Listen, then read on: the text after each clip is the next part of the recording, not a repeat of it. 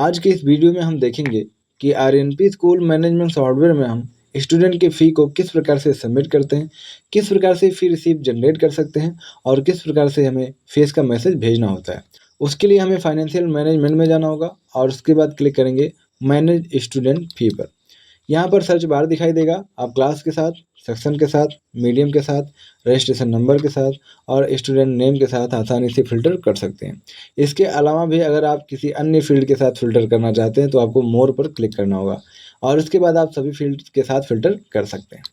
हमारे केस में क्या है कि एक स्टूडेंट है जिसका नाम NX से शुरू होता है, हमें फुल नेम याद नहीं है। अगर आपको भी फुल नेम याद नहीं है तो आप यहाँ पर 1-2 लेटर टाइप कर सकते हैं और अप्लाई पर क्लिक कर सकते हैं। ऐसा करने पर स्टूडेंट का डिटेल आ जाएगा और एक्शन में 2 बटन दिखाई देगा, एक रुपए का है और एक आई का है। अगर आपको पेमेंट करना है तो आपको यहाँ पर रुपए वाले आइकन पर क्लिक कर देना होगा। उसके बाद यहाँ पर जिस मंथ का हमें पेमेंट करना है उसे यहाँ से चूज करना है। उसके बाद कैलकुलेट सिलेक्टेड मंथ पर क्लिक कर देना है।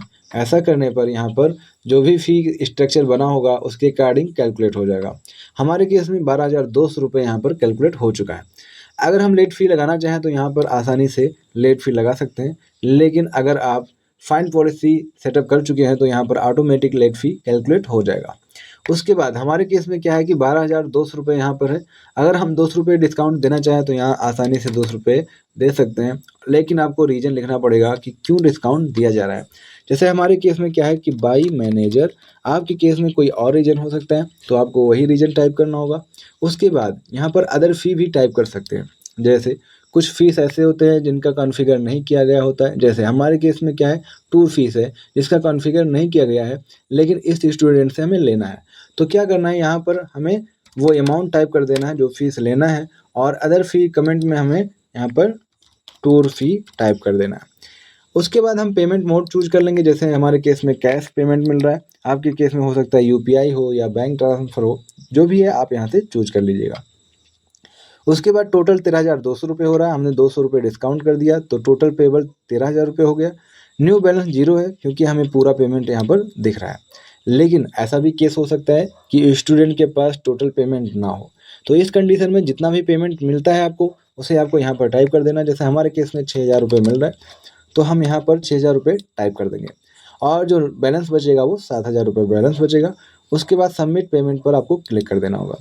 यहाँ पर आपसे पूछेगा कि आप मैसेज भेजना चाहते हैं या नहीं। अगर भेजना चाहते हैं तो इसे एक्टिव रखिए, अगर आप नहीं भेजना चाहते तो इसे इनएक्टिव कर दीजिए और सबमिट पर क्लिक कर दीजिए। इसके बाद अगर आपको फ़ी रिसीप्ट जनरेट करना है तो आपको ये 3 डॉट पर क्लिक करना होगा और यहाँ पर 4 फॉर्मेट दिखाई देगा, P1, P2, P3, P4। हम P1 बता दे रहे हैं, सेम आपको P2, P3, P4 पर अप्लाई करके प्रिंट करना होगा। P1 पर क्लिक करते हैं, यहाँ पर 3 ऑप्शन दिखाई देगा, today's invoices, or invoices, select custom date. Today's invoices का मतलब ये है कि आज की डेट में जो भी फीस जमा किया गया है उसे इनवाइस में प्रिंट कराना है तो आपको टुडेज इनवाइस पर क्लिक करना होगा। उसके बाद अगर आप शुरू से लेकर के आज तक जितना भी फीस जमा हुआ है उसे आप प्रिंट करना चाहते हैं तो ऑल इनवाइसेस पर क्लिक करना होगा।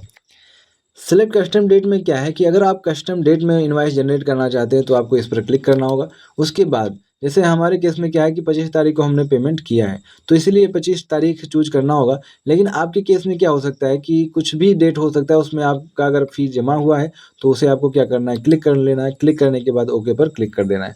लेकिन हमारे केस में 25 तारीख को जमा हुआ है इसलिए हम 25 तारीख को यहाँ पर चूज कर लेते हैं और ओके पर क्लिक कर देते हैं।